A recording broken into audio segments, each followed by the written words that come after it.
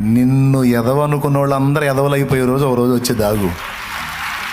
నిన్ను వేస్ట్గాడు అనుకున్న వాళ్ళంతా వాళ్ళు వేస్ట్గాడు అనుకునే రోజు ఒక రోజు వచ్చి దాగు. అది చేస్తాడు దేవుడు. అంటే నీ టాలెంట్ మీద నమ్మకంతో నేను చెప్పట్లా, అసలు నీకేం టాలెంట్ తగలబడిందో నాకేం తెలుసు. కానీ నీవు నమ్మావు చూడు, నీకు తోడై ఉన్న వాని బలాన్ని బట్టి చెప్తున్నాను నేను. నువ్వు విశ్వసించావు చూడు, నువ్వు హత్తుకున్నావు చూడు, నువ్వు ఆరాధిస్తున్నావు చూడు, నువ్వు విశ్వాసంతో ఎదురు చూస్తున్నావు చూడు, నువ్వు నమ్మకంతో కాచుకున్నావు చూడు. ఆయన గురించి నాకు తెలుసు కాబట్టి ఆయన బట్టి చెప్తున్నాను నేను. నువ్వు దద్దమ్మవే కావచ్చు, కానీ నువ్వు ఎవరిని ఆశ్రయించి ఎవరిని విశ్వసించావో అతడు మొనగాడు. నిన్ను ఎదవా అన్నోళ్ళందరినీ ఎదవలను చేస్తాడు. కొంచెం వెయిట్.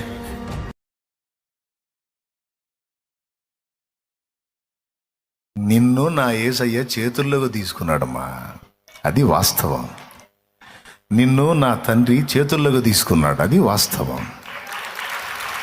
అందుకే ఎవరికి లేని అనుభవాలు నీకు నాకు, అందుకే ఎవరికి లేని డిఫరెంట్ పరిస్థితులు నీకు నాకు. అర్థమైందా? మన మామూలుగా విరిగితే విరిగినట్టు, లేకపోతే విరగొట్టి దీవిస్తాడు. దేవునికి స్తోత్రం. ఎందుకంటే మోకాళ్ళు వేసిన ప్రతిసారి ప్రభువా నన్ను ఆశీర్వదించు, ప్రభువా నన్ను దీవెనకరంగా చెయ్యి అంటావు కదా. అడుగుతావాడు, అబద్ధం అడుగుంది. మోకాళ్ళు వేసినప్పుడు ఏమంటాడు? ప్రభువా నన్ను దీవించు తండ్రి, నన్ను ఆశీర్వదించు తండ్రి. ఇంత దీనంగా కూడా అడరు కొంతమంది. యేసునామములో దీవించు ప్రభువా తండ్రి, హల్లెలూయా. అధికారికంగా కదా దీవించమని అడిగిన ప్రతిసారి రాయబడింది. దీవించమన్న ప్రతిసారి, ఆశీర్వదించమన్న ప్రతిసారి రాయబడింది. మరి నాకు తెలిసి రోజు నువ్వు ప్రార్థన చేసిన ప్రతిసారి ఖచ్చితంగా ఏది అడిగినా అడగకపోయినా, ఎవరి గురించి అడిగినా అడగకపోయినా, నిన్ను మాత్రం దీవించమని మాత్రం అడుక్కుంటావు ఖచ్చితంగా. చివరిలోనైనా సరే ప్రభా నన్ను దీవించను, లేకపోతే మళ్ళీ దీవించడం ఏమని భయం, నన్ను ఆశీర్వదించు తండ్రి అని అడుక్కోకుండా మాత్రం ఉండం. మరి అప్పుడు ఆశీర్వదించమని రొట్టె అడిగినప్పుడు మరి యేసయ్య ఏం చేయాలా? చేతుల్లో తీసుకోవాలి, విరవాలి. మోషే అలా ఆశీర్వాదం పొందగోరాడు. జనములకు దీవెనకరంగా నా బ్రతుకుండాలని కోరుకున్నాడు. దేవుడు చేతుల్లోకి తీసుకున్నాడు, రకరకాల అనుభవాల్లో నలిపాడు. అందులో 40 ఏళ్ళు అత్తగారింటి కాడ బతుకంటే ఇక అది ఊహించలేం. బామర్దులు లెక్క చేయరు, భార్య లెక్క చేయదు, పెద్దోళ్ళు ఇద్దరు అసలే లెక్క చేయరు. పొరపాటున ఏయ్ అన్నా అనుకో, ఏంది ఏం లేదులే, అంతేనా? అంతే. ఎందుకంటే డైరెక్ట్గా వాళ్ళ ఇంట్లోనే ఉంటుందిగా, ఉంటే ఉండి పోతే పో. ఇంకొంచెం సౌండ్ పెంచామనుకో, బామ్మర్దో లేకపోతే మామయ్య అతడే, ఏందమ్మా ఏందంట అనుకుంటా. ఏందంట సంపాదించడం చేత కాదు, కానీ మాటలు మాత్రం మామూలు మాట, పెద్ద పెద్ద మాకు కూడా ఉన్నాయి గొంతులు. ముయ్యమని కాస్త ముయ్యమను, తనులు తింటాడు. లేకపోతే మామ బిర్యానీ అందరూ ఉంటారు, వాళ్ళ బంధువులు వాళ్ళు అందరూ ఉంటారు. ఏదైనా తేడా వస్తే అందరూ కలిసి కొడతారు. అందుకని ఎవరు లెక్క చేయరు. పాయింటా? అట్టేం లేరు. మా అత్తగారు బాగానే చూసుకుంటే ఓకే, చూసుకుంటే నేనేం కాదన్ను. కొంతమంది ఉండవచ్చు మంచోళ్ళు పాపం. నేను 70% మాత్రం విలువలు ఉండవు. ఇంకెవరన్నా మంచి మంచి మనసు ఉన్నోళ్ళు, మంచి హృదయం కలిగిన వాళ్ళు, దేవుని సంబంధులు, కాస్త దేవుని భయం కలిగిన వాళ్ళు, దేవుని క్రమంలో ఉన్నోళ్ళు కాస్త రెస్పెక్ట్ ఇవ్వచ్చు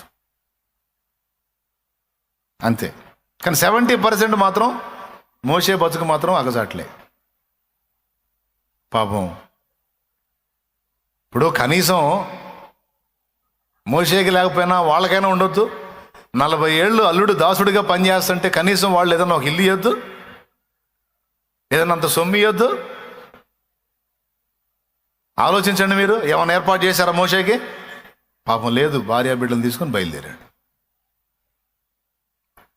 అంతే. ఎన్ని రకాల అవమానాలు, ఎన్ని ఇబ్బందులు, ఎన్ని తృణీకారాలు, ఎన్ని తిరస్కారాలు. ఆఖరికి నేను చెబుతున్నా, గోడు చెప్పుకోవడానికి దిక్కుగోడు లేదు. చెప్పుకుంటే ఆ భార్యకి చెప్పుకోవాలి, లేకపోతే ఇంక లేదు, ఎవ్వరు లేరు.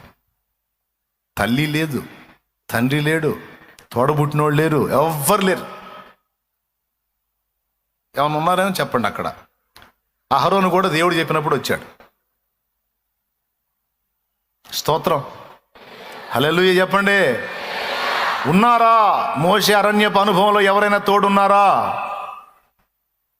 చిన్నది పెద్దది ప్రతిదీ భార్యకి చెప్పుకుంటే తేలికైపోతాడని మగోడు ఫీలింగు.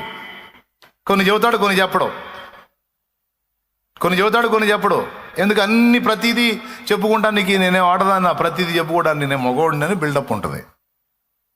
దేవునికి స్తోత్రం, హల్లెలూయా. అందరు లైన్లోనే ఉన్నారా? ఉంటుంది, ఆ ఫీలింగ్ ఉంటుంది, అది చెప్పడం. ఇప్పుడు తన హృదయంలో ఉన్న బాధ, తనకు అవమానం కలిగిన, ఇబ్బంది కలిగిన, తిరస్కారం కలిగిన, తృణీకారం కలిగిన చెప్పుకోవడానికి కూడా ఎవరు లేరు. అంటే ఏకాకి జీవితం. 40 ఏళ్ళు మిద్యాన్లో మామ ఇంట బతుకుతుంటే సమాజం ఎంత ఎగతాళి చేసిందో. చేయదా? చిన్నతనంగా మాట్లాడిద్దా? మాట్లాడదా? మీ అల్లుడు ఉన్నాడుగా, ఇతరు పంపించు, దొడ్లు కూడా గడుగుతాడు, ఏముంది? 20 ఏళ్ళకి ఏడే బతుకుతున్నాడుగా అనరా? ఉండనే ఉంటారు ఈ పోట్లు పొడిచేవాళ్ళు, సూదులు గుచ్చేవాళ్ళు ఉండనే ఉంటారు, మాటల తోటాలు పేల్చేవాళ్ళు ఉంటారు. మందం తోలుకొని పోతుంటే ఎదురొచ్చి ఎన్నన్నారో, నీ బతుకంతా ఇంతేనా? మీ మామను బాగు చేసుకుంటా బతకటమేనా నువ్వు? నీకంటే ఏం లేదా? నాయన, ఏం మనిషిరా బాబు నువ్వు. ఎన్ని తేలిక మాటలు మాట్లాడి ఉంటారు. కానీ వాళ్ళు మాట్లాడుతుంది ఎవరితోనో తెలుసా? భూమి మీద ఏ జనము ఎదుట చెయ్యని సూచక క్రియలను ఐగుప్తు ఎదుట, అలాగే ఇశ్రాయేలు ఎదుట దేవుని శక్తితో చెయ్యబోయేటువంటి యోధుణ్ణి వాళ్ళు అవమానపరుస్తున్నారు. అది వాడికి తెలియదు. వాళ్ళు హేళన చేస్తున్నవాడు సేవకుడు, వాళ్ళు ఎగతాళి చేస్తున్నవాడు సేవకుడు, దేవుని చేత బహుబలముగా వాడబడబోతున్నవాడు. ఒక్కసారి మోషే ప్లేస్లోకి వెళ్ళి మీరు ఆలోచించండి. సమాజం ఎగతాళి చేసిద్ది, చిన్న చూపు చూసిద్ది. ఫ్యామిలీ చిన్న చూపు చూసిద్ది. చెప్పుకోవడానికి ఎవడూ లేడు. ఇంకా చెప్పాలంటే అత్తగారింటి కాడ అక్కడే కాపురం చేసేవాడిని భార్య కూడా లెక్క చేయదు. ఆల్రెడీ సిప్పోరా సైకాలజీ తెలిసిందే మనకి. ఆమె పెడా మినిస్ట్రీయే. సిప్పోరా సౌమ్యురాలు కాదు, పెడా మినిస్ట్రీ. అమ్మాయి, మాకు సున్నతి సంస్కారాన్ని దేవుడు ఏర్పాటు చేశాడు, అబ్బాయికి సున్నతి చేయకపోతే నా మీదకి వచ్చిద్ది అంటే, సున్నతి లేదు, పాడు లేదు, ఊరికి పిచ్చాచారాలన్నీ పెట్టి పిల్లగాడిని ఇబ్బంది పెడతావు అంది కాబట్టే జైలే. చివరికి దేవుడు సత్రంలో చంపదూసినప్పుడు వాడి అయిన రాయి తీసుకొని తన కుమారుడికి సున్నతి చేసి అప్పుడు చెప్పింది, ఇదిగో నీవు నాకు రక్త సంబంధి అయిన పెనివిటి వైతివి అన్నప్పుడు మోషే మీద నుంచి ఆ తెగులాగిపోయింది. అంటే మోషే ప్రాణానికి వచ్చినప్పుడు మాత్రం స్పందించింది, కానీ మోషే ప్రశాంతంగా ఉన్నంతసేపు సున్నతి లేదు, పాడలేదు, ఊరుకా ఏంది అంటే లోబడే టైపు. దేవునికి స్తోత్రం చెప్పండి. కాబట్టి ఇదంతా ఎందుకు చెప్పానంటే, ఎంత అవమాన పర్వం. ఓ రకంగా చెప్పాలంటే హృదయం గాయం. చెవులు వినపడతా ఉంటే రకరకాల విమర్శలు, ఎగతాళులు, హేళనలు, కానీ అన్నీ భరించాడు. అనుకోని ఒక్కోసారి సిప్పోరాకు కూడా వినపడి ఉండొచ్చు, సిప్పోరా చెప్పు ఉండొచ్చు, నలుగురు నిన్ను 4 రకాలుగా అనుకుంటున్నారండి, చాలా తేలిగ్గా మాట్లాడుతున్నారు నిన్ను. మోషే ఏం చేసి ఉంటాడు? చిరునవ్వు నవ్వి ఉంటాడు. సిప్పోరా, నీకు అర్థం కాదు, వాళ్ళకి అర్థం కాదు నా బాధ, పర్లేదులే, పర్లేదు, అర్థమయ్యేవాడికి అర్థమైతే చాలు, నేనేందో అనుకొని నవ్వుకొని వాళ్ళు అనుకునేది వాస్తవమే. ఎవరుండరు నాలాగా, ఎవరుంటారు సిప్పరా, ఎవరుంటారు నాలాగా? నేనున్నాను, నాలాగా ఎవరు లేరు కాబట్టి సమాజం నన్ను హేళన చేసింది, చేయని పర్వాలేదు. ఇదంతా చూసేవాడు చూడాలి, వినేవాడు వినాలి, దిగి రావాలి నా కాడికి.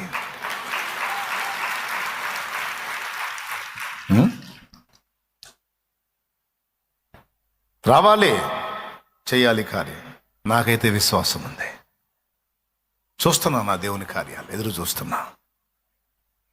అయిపోయింది, కాలమెల్లా గడిచిపోయింది. కానీ దేవుడి కార్యం అంతా అయిపోయింది అనుకున్నప్పుడు స్టార్ట్ అయింది. దేవునికి మహిమ. ఇదంతా మీకు ఎందుకు చెప్తున్నానంటే, ఈ అనుభవాల్లో ఖచ్చితంగా ఏదో ఒక అనుభవంలో మీరు ఉంటారు. ఎందుకంటే యేసయ్య చేతి రొట్టె వలె నీవు ఉన్నావు. యేసయ్య చేతి రొట్టె వలె నీవు ఉన్నావు కనుక నిన్ను విరవకుండా ఆశీర్వదించడం కుదరదు, విరవకుండా దీవించడం కుదరదు. దీవించాలి, ఆశీర్వదించాలి అంటే విరుగుట అనేది తప్పదు. తర్వాత దేవుడు మోషేని దర్శించి లైన్లో తీసుకొని 6 లక్షల కాల్బలానికి ఒక్కడే నాయకుడై నడిపిస్తుంటే మామయ్య వచ్చాడు. మామయ్య, ఇత్రో మామయ్య. మాయ కలవటానికి అవకాశం లేదు అక్కడ. పొద్దుననంగా వచ్చి సాయంత్రం దాకా కూర్చున్నాడు అల్లుడిని కలవటానికి. కుదరలా. ఒక బ్యాచ్ పోతే ఒక బ్యాచ్, ఒక బ్యాచ్ పోతే ఒక బ్యాచ్, ఒక బ్యాచ్ పోతే ఒక బ్యాచ్ వస్తున్నారు. తీర్పులు ఎవరు రైళ్ళు అందరికీ తీర్పులు తీర్చేదంటే మీ అల్లుడే సార్. మా అల్లుడా? మా మోసేనా? కాదులే, ఇంకెవరో ఉండుంటారులే. వాళ్ళే వాడివే. అదిగో అదిగో పోయి చూడిపో, జనాల్లో ఉన్నాడు చూడిపో అంటే ఆ గుంపులో సందు చేసుకొని పోయి చూస్తే సెంటర్లో మోసే కూర్చొని ఉన్నాడు. వాదాలు జరుగుతున్నాయి, తీర్పు తీరుస్తున్నాడు. అందరికీ సెంటర్లో మోసే కూర్చున్నాడు. కేంద్ర బిందువులాగా తీర్పులు జరుగుతున్నాయి. వాడిదేముందిలే, వాడే పడి ఉంటాడులేమ్మా, వాడిదేముంది అన్న అల్లుడు. అల్లుడిని కలవటానికి మామకు సమయం దొరకల. సూర్యోదయం మొదలుకొని సూర్యాస్తమయం వరకు మోసే తీర్పు తీర్చుతుండుట చూశాడు. ప్రేమ వచ్చింది ఇప్పుడు అల్లుడి మీద. అంతే వచ్చింది. మరి ఎవరైనా అల్లుడు బాగుంటే మావాడు అంటారు, కానీ అదో గదిలో ఉంటే ఎవరన్నా ఆనందంగా ఉంటారండి? లెక్క చేస్తారా? జనం అల్లుడు కోసం పడిచేస్తుంటే ఆ అల్లుడి విషయంలో అల్లుడిని కలవడానికి మామయ్యకే టైం దొరకనంత స్థాయికి అల్లుడు వెళ్ళిపోతే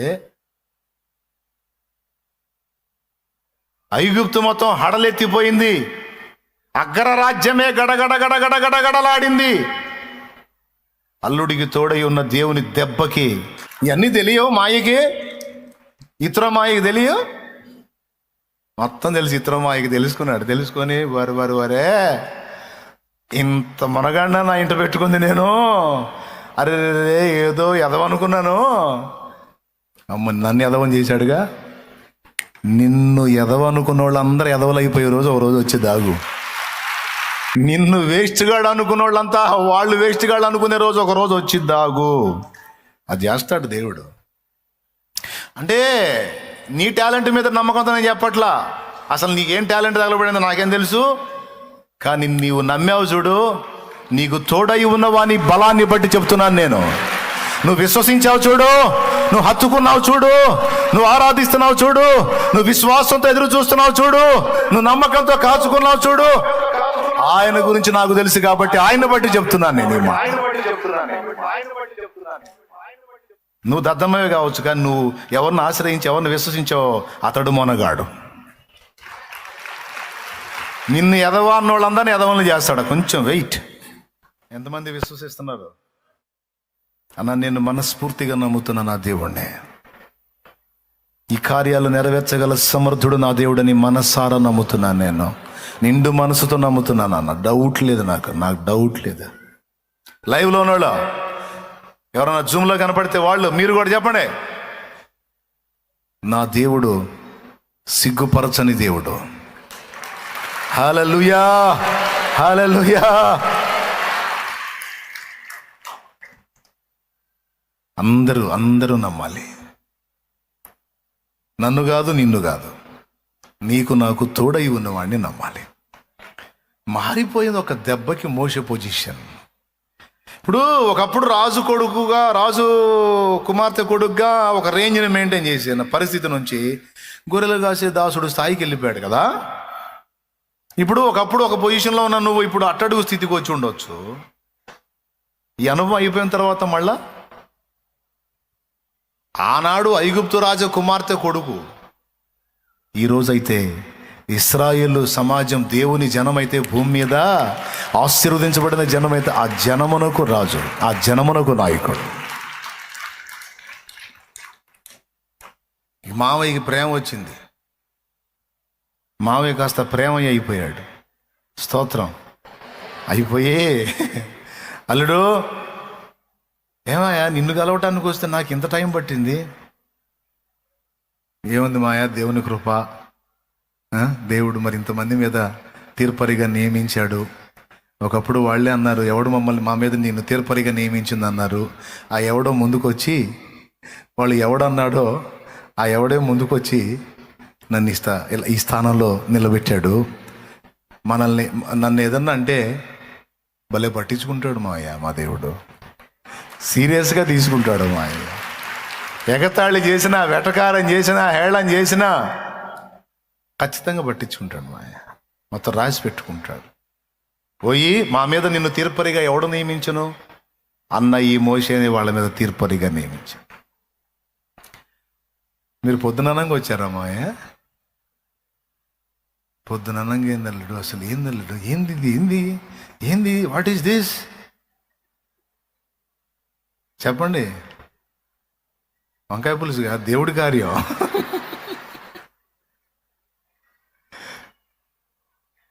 అయ్యా పెద్దోడిని, తండ్రిలు అంటోడిని ఒక సలహా చెబుతా. ఇట్టయితే ఒక్కడు దెబ్బతింటావు అల్లుడు. అమ్మో ఎంత మానసిక ఒత్తిడి, తిండి తిప్పలు లేకుండా. ఎట్లయితే ఇట్లా కాదు. కానీ నీకు ఒక ఆలోచన చెబుతానయ్యా పెద్దోడిని. 50 మందికి ఒకడిని, 100 మందికి ఒకడిని, 10 మందికి ఒకడిని ఏర్పరచుకో. వాళ్ళందరి మీద నువ్వు ఉండు. చిన్న చిన్న వివాదాలన్నీ వాళ్ళు డీల్ చేస్తారు. ఇక తప్పదు, ఇది ఇక ప్రాముఖ్యమైంది అన్నదానికి నువ్వు ఎంటరావు. నీకు అల్లుడి మీద ప్రేమ పొర్లుకొచ్చి సూపర్ సలహా చెప్పాడు. ఏడిసేవలే ఎదవా, ఇంటి దగ్గరికి వచ్చి నీ దగ్గర బతికితే 40 ఏళ్ళు ఇష్టం వచ్చినట్టు మాట్లాడి సలహాలు ఇస్తున్నా, బోడి సలహాలు దద్దమ్మపా అల్లా. తప్పకుండా నీ సలహా తీసుకుంటాను మావయ్య అన్నాడు. తీసుకున్నాడు కూడా. తీసుకున్నాడు సలహా. తీసుకొని 50 మంది మీద ఒకడిని, 150 మంది మీద ఒకడిని ఏర్పాటు చేశాడు. కొంచెం ఫ్రీ అయ్యాడు. దేవునికి స్తోత్రం కలుగును గాక. నిన్ను తృణీకరించిన వారిని నీకు పరిచారకులుగా చేస్తాడు నా దేవుడు.